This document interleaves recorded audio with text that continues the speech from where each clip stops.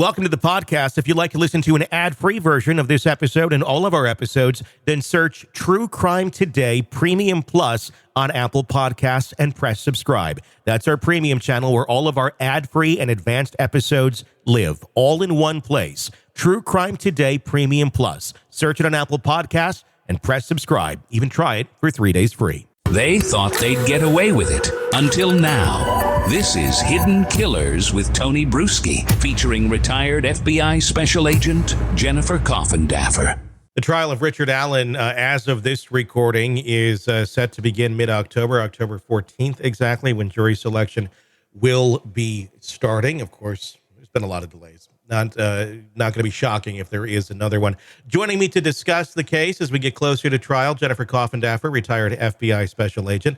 One of the more recent requests by the defense was field trip. Let's get out to the site of the bridge and where the murders actually took place. We saw, of course, a little field trip like that take place in the Alec Murdaugh case.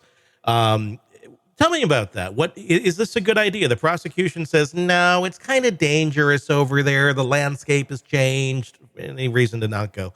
Why would it be a good idea to go? Why would it be a good idea not to go in something like this for either side?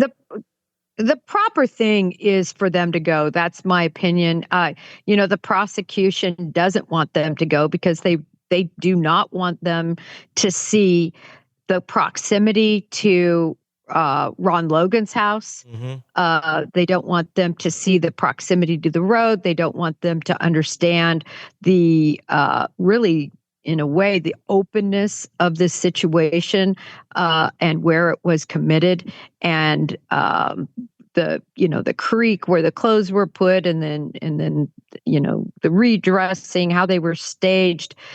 I can see why the prosecution doesn't want that, because I just don't think it's in their favor. Even the down the hill portion of the tape that they're going to be watching and comparing to what they would see on that site visit, I think it's still going to be a great argument for the defense that this wasn't even him on the bridge. The early on estimates by in one instance, a very famous individual who said, listen, that person's 6 foot tall and was Ron Logan. Mm-hmm. So there's a lot out there. I don't think the defense probably is going to be able to bring much of it up because the third party culprit theories were completely quashed by the judge.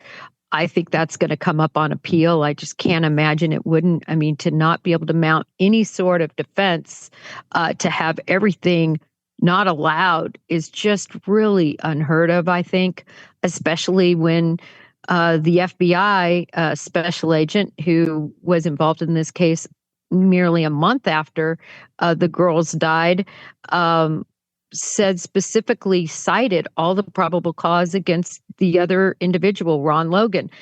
I'm just saying that whether Ron Logan was involved or not, it certainly could plant a seed of reasonable doubt for a jury. And, the defense should be able to be made, in my opinion. Yeah. I mean, does it make a difference for them to see this spot in terms of going and looking and going, oh, do I think that guy over there is the one who could have done all of this? I mean, I suppose anybody, technically in a reasonable amount of shape could, execute this plan. But does it really make a difference? I mean, why would that sway the jury to see that and go, I don't think it was him, just because of the setting versus it would be somebody else? Well, I think one of the things that's very important is the stature of Richard Allen. Richard Allen is a very short man. He's 5'4" on his driver's license, as I recall. And if you see his mugshot, he's somewhere between 5'4" and 5'5". He likely had shoes on during that mugshot. He's very small in stature. We can all see it every time he's brought in. And it looks like the agents and officers bringing him in are giants. But it's not that they're giants, it's that he's diminutive.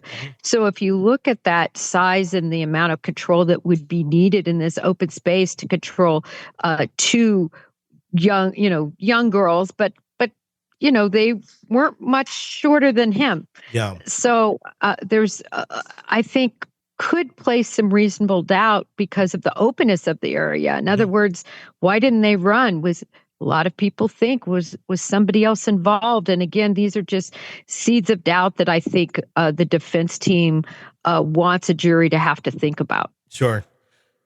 Without being able to go into this case for Richard Allen, defending him as not being the Delphi murderer, they can't use any of the Odinism story. They can't use any of the third-party culprit accusations and stories, and even, as you said, even an FBI agent came in and said, "Hey, look at all this." With that being said, how are they going to defend Richard Allen? I mean, what do they have left to stand on other than he's not your guy? Exactly. He's not your guy. There's no alibi defense because years ago when all of this happened, he admitted to being there. In fact, he's the one that came forward to a conservation reserve officer and told the guy very informally, "Hey, listen, you wanted people to come forward. I just want you to know I was out there on the trail too." Remember, this was a day that was a day off of school. This Monon High Bridge area is a very usual place for people to go look at. It's a sightseeing place, if you will, and it's a place that a lot of people in that town and from around the town would go and visit. So there were a lot of people around that day. I don't know if people that aren't familiar with the case really understand that this was sort of a tourist attraction and a local attraction for individuals. So it made sense that people would be out there to a degree. But he's already placed himself there. So the alibi is done. He placed himself there recently when he was arrested or before his arrest, and then he placed himself there years ago as well.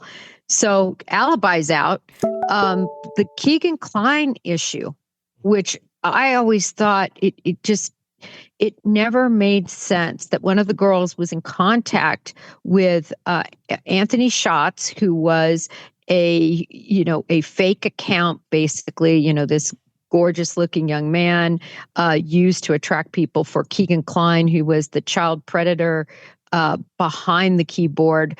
And one of the girls was in contact with him and talked about meeting him. A lot of people believe that that's how whoever was involved in this came to know that they would be there that day because of this meeting. So that played some role possibly, right? And then, of course, we talked about Ron Logan. And then the other theory that the defense wrote dozens and dozens of pages about was the Odinist idea because of how the girls were placed on the ground and what they said was a rune on the tree above the girls and so on. None of that's coming in. I don't know what in the world they could possibly use as any defense. Strap in and get ready to go back in time. Gen X Time Machine is here to transport you back to the glorious days of neon, big hair, and cassette tapes that always needed rewinding. To figure out where Tupperware went wrong, we kind of got to start at the beginning. Remember when MTV actually played music videos? Or when lunch wasn't complete without Dunkaroos? Yeah. Yeah, a little bit like trying to recapture the magic of a bygone era. Yeah. We're diving into all that and more. So if you want to relive the 80s and 90s in all their retro glory, hit up Gen X Time Machine wherever you get your podcasts. VHS is looking like the obvious winner, right? Oh, and don't forget the rise of the video rental store. Remember? Subscribe, because who doesn't need another excuse to avoid adulting? You're welcome. The Gen X Time Machine.